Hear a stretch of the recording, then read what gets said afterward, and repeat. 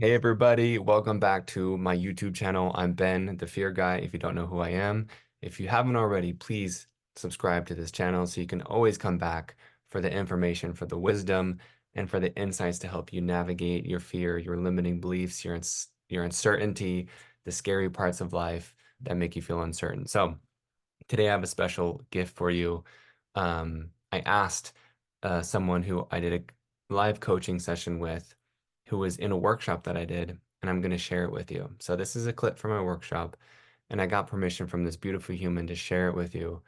And so if you're dealing with pretty much anything, then I know this is going to be really helpful for you, and I'm wanted to share it with you because it's helpful for anyone to see what coaching sessions look like. It's you get a peek behind the scene because you can picture yourself almost being coached through it, and you get side door coaching.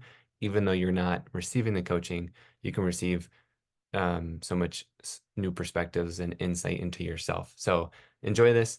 And if you have any questions or you feel called to work with me, go check out my website. All the information, I have free stuff that you can go download as well. Look in the description below and see you soon. Thank you. That was an awesome share. Anyone else? Yeah, I'll go next. Um, yeah, so this whole thing of I can't be trusted and I need to hold myself Mhm. down, I had a bit of an aha moment already because of your nice reverse psychology. Like, I'm already there, so what's the point of being scared of it? Mhm. But I think what's happened with me is I've done so much work over the last 5 years that I feel like I reached such a good place Mhm. that now it's like, but if I change this, like I have 30 years of evidence of who I used to be. Like Yeah. she might come back. And that's like, no, we don't want that anymore, you know? And as soon as I said that, I'm like, she might come back. I'm like, oh, I'm already there now. Like Yes. every time I go to Instagram and then I say, no, no, no, I'm not gonna do it. And I go to YouTube instead. I can feel myself slipping away. Like I'm already losing myself. I'm not present. I'm not there for my children. I'm not there for, because I'm just running away from something constantly. Mm. So that I feel that. And then I was like, oh, okay, there's one aha moment. And then I kind of closed my eyes and I imagined myself posting. And I'm like, what is that fear that just when I post that I don't want to do it anymore? What is that fear? And I think it is the root is in perfectionism because it's this new twist that I'm doing, right? That I'm like, oh, now I have to be messy again because I'm not an Mm. expert in this. So to communicate this, it's not going to come that easy. I'm going to have to struggle. I'm going to have to get it wrong before I get it right. And I'm not, it's going to be scary all over again because then you Mm. risk offending people. You risk, doing all of that. And then it's like, Tanya, you teach singing. What the hell are you talking about? Like, why are you going down this path?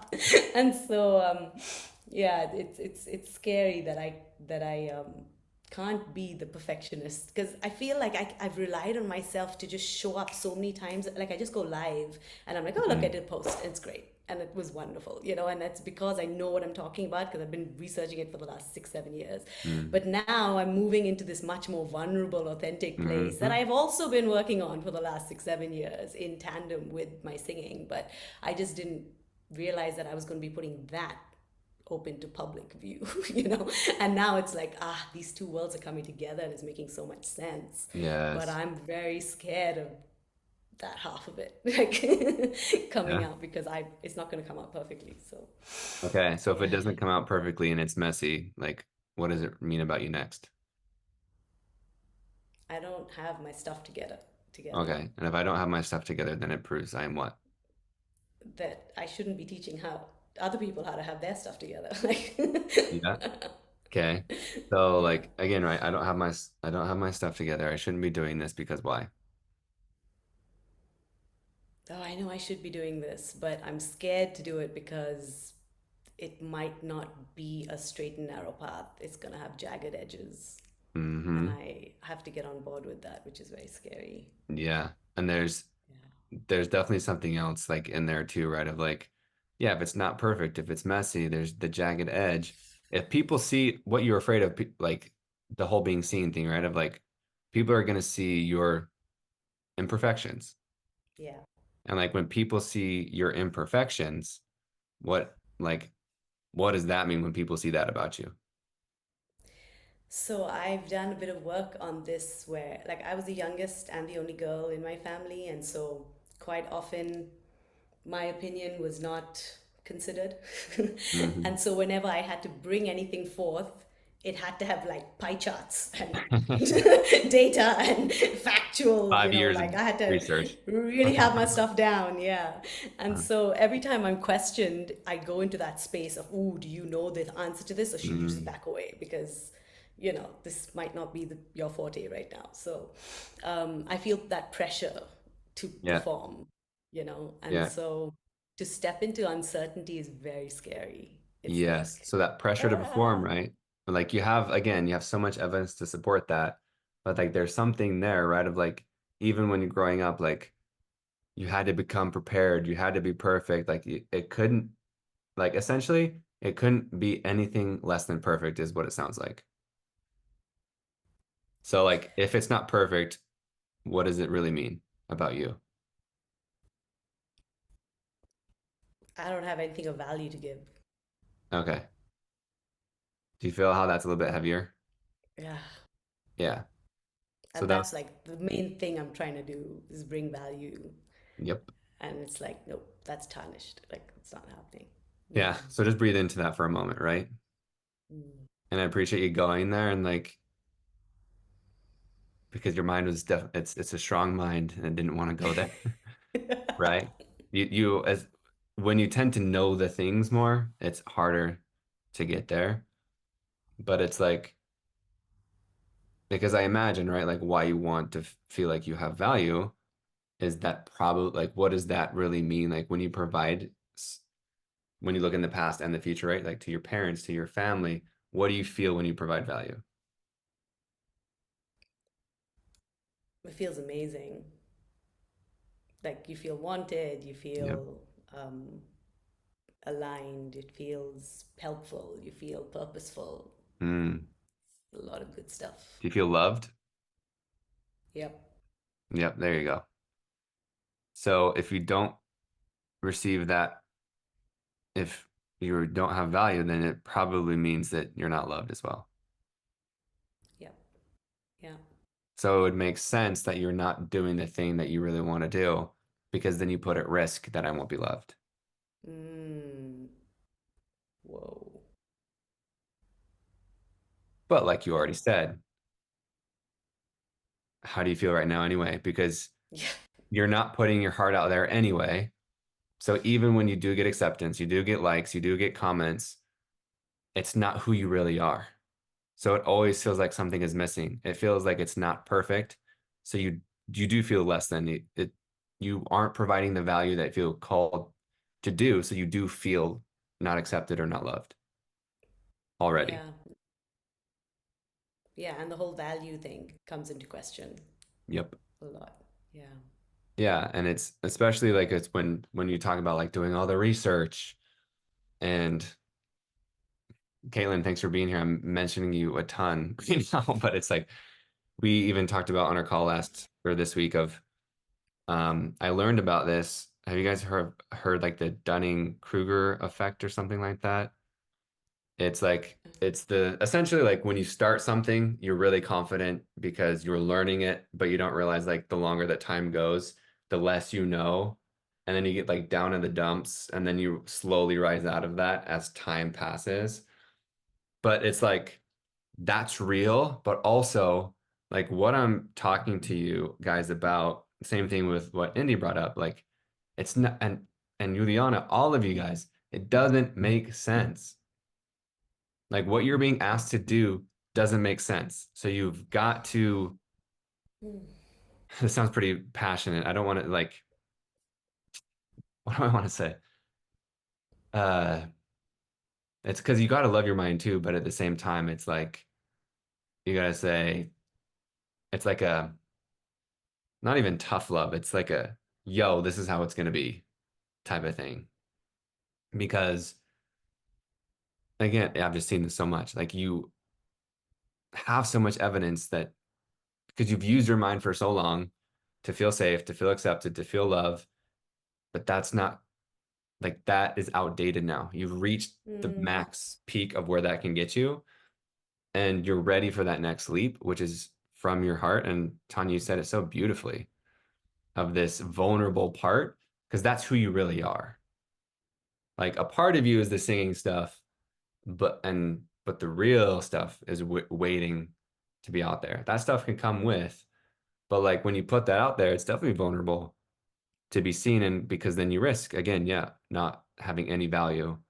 And for other people, it could mean I don't matter, I'm worthless, da da da da da. So that's again to the root, right, of why we don't do the things that we feel truly feel called to do because we risk feeling like that. But the reality is we are already feeling like that. And so the only really way to get what we want is through the fear. Right.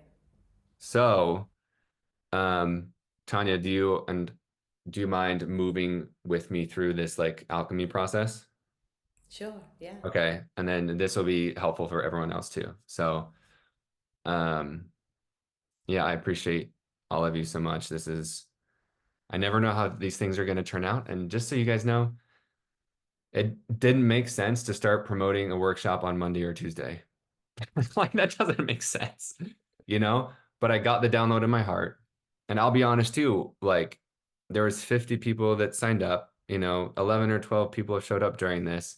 Like in my mind, I'm saying that's not enough. I'll be honest. Oof, right? Even that's emotional to me. And so I was like, I need to feel that, right? Of like, damn, dude, like you put your worth and like your value on big numbers, and I know that. But it's like I know now being in this space, like risking that and put my heart into something, like these conversations and this interaction with you, like truly, like woof, like I'm feeling it, like it is worth it. So hopefully, if whatever proof or permission that you guys needed that right of just like you just gotta freaking do it. But coming from the loving place of it doesn't make sense, but I'm gonna do it and figure it out. And it's gonna be messy, all the fun things. Okay. So, Tanya, what would you say is the core, like, is it the not having value? Is it the not loved? Is it both together? What is the core that like really stung? I think it's both together, but to realize that the unloved lies below the unvalued. Mm, okay. Yeah. So the Because I core, I never I guess, never put that together. the wound or the limiting belief, what would it be if you just precisely put it in a sentence? When I'm undervalued, I'm unloved. I feel unloved. Okay. There you go. I feel unloved. I like that because you added that little nuance. So, and I want to just put that little thing to everybody because what she just did there is like the I am unloved versus I feel unloved, right? There's that little difference, that subtlety there because you can tap into like, because I am unloved is a big ass statement. It's like every single part of me is unlovable and I'm worthless and all that stuff, but I feel unloved has a little wiggle room, right? It feels like, oh, like it doesn't mean that's who I am. It means I just feel that and we can deal with that more. So, but for the sake of fear and humoring our fear, let's stay with the I am unloved or I Yeah, I'm feel unloved. undervalued. So, like, is it, and Tanya, I imagine you've done some of the stuff, but again, like really feel into it and be honest, and all of you following along this path. So, the first question in this reframing process, right, is like, is it true? And you can only answer yes or no. So, is it absolutely fundamentally and 100% factual that you are unloved if someone doesn't perceive your value?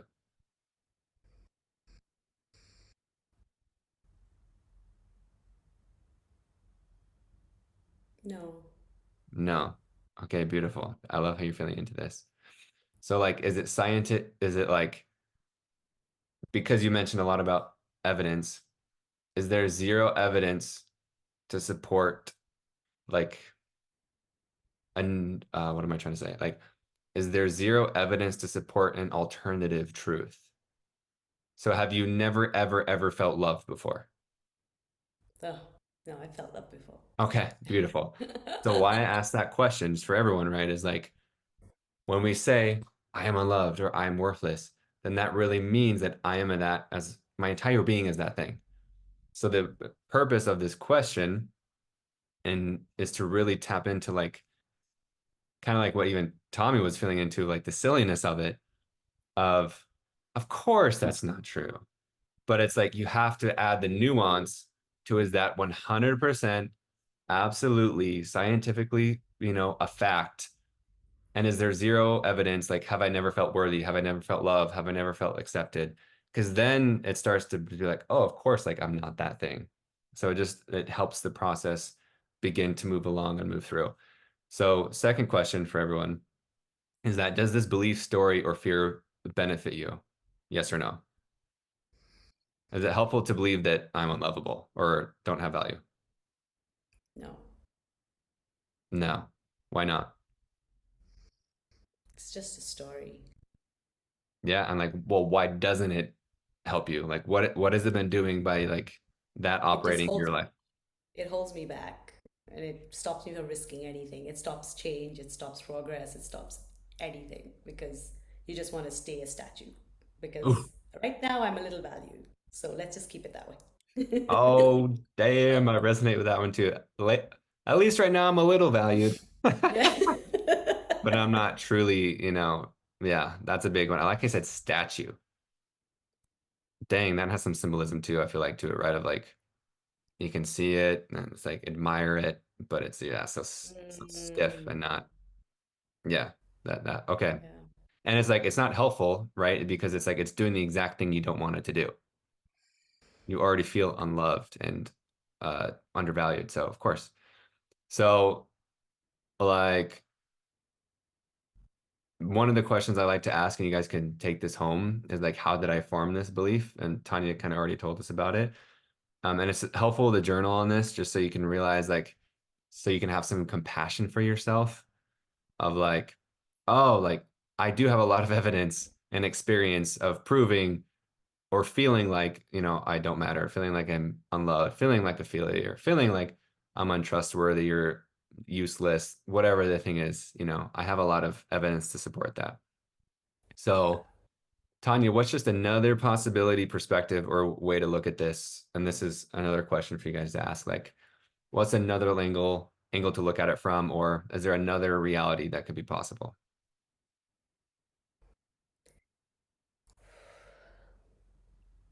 That I can start feeling my own value from within rather than starting to grab it from Oof, everywhere I can, wherever I can find it. I felt that. Did you guys even feel like, Tanya, I appreciate you sharing this because I've recently had the past month or two, I've realized like when you were doing this, it's that reaching, Yeah. right?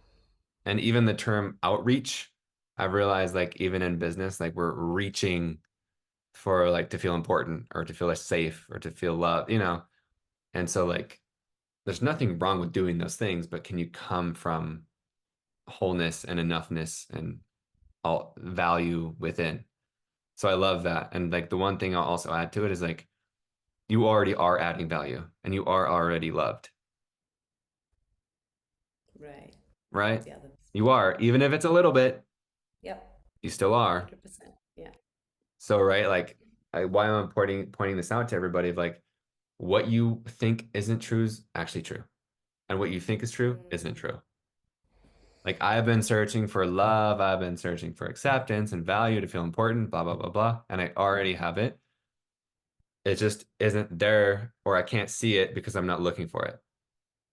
Because your mind is looking for things what it already knows. So if I believe that, I'm unlovable, if I believe that I don't matter, that's all I'm looking for and that's all I see and I'm blind to everything else mm, because I want to feel safe, right? I need my reality to be, and Tanya, you talked about this, right? So much is going to change of like, I need to feel safe. So even if it's miserable, I need to feel safe in that because that's my current reality. So all you see is that thing. But obviously, that's not helpful and all the fun stuff. It doesn't feel good. So you have to shift to what's already there and what you want. So my last question for you, Tanya, and everyone else doing this exercise with us, possibly the most important question you could ask yourself is, what do I want to believe? So if anything could be possible and you knew it as a 100% truth, like if you could ask God or the universe to like reprogram your mind and soul, what would you want to believe? Even if I stayed in bed all day, I'm valuable and I'm loved. Oh, let's go. Okay, see, this is good. I love the nuance of even if I sit in bed all day and just period, right? Like I am valuable and loved, period. There's no qualification that can turn that up or down. There's Right, no, it's not like a temperature going up and down. It's like, it's just, whoop. There's no gauge. It's just is. wow. So I can already start to feel right in your countenance, like what will change when you believe that fully. I won't want to stay in bed all day. I love that. Okay. So you see just the irony of all this, right? It's crazy. Yeah. It's just all this is just true acceptance and true unconditional love. Like understanding your fear is actually just really, really loving yourself fully. Right. Because, and this goes to Juliana, your question at the earlier of, well, what does it look like when I'm not bulldozing myself? This. Does everyone feel that? That difference? That's the magic of this. So, and just again to point out, um, what I mentioned about like the evidence. Again, this is a question that you guys can all write down. That's always helpful. Like, Tanya, what's the evidence that already proves that I am valuable and loved? Not that you need it, but just to kind of humor the mind. What's the evidence that already proves that? I mean, my daughters tell me almost every day. My husband does. Mm. My friends so often do. My clients so often tell me what changed, how what I've done in a lesson has impacted their life. Um, yeah, so there's a Okay. lot. There's a lot of evidence if I looked for Hey, I it. love that so much. So, does everyone see the beautiful irony and hilariousness, kind of like what Tommy was saying about all of this, right? Of like, you already have it, right? You just have to look for it. And right of like, that's just the interesting journey of being a human that we all have to go through and like remind ourselves of. So it's not like we're not mentally, and I hope you guys feel the difference, right? Of like in this process, did I ever like try and convince Tanya that she's lovable and valuable? I didn't like give you some motivational speech, it was like you realized it for yourself because it's already true.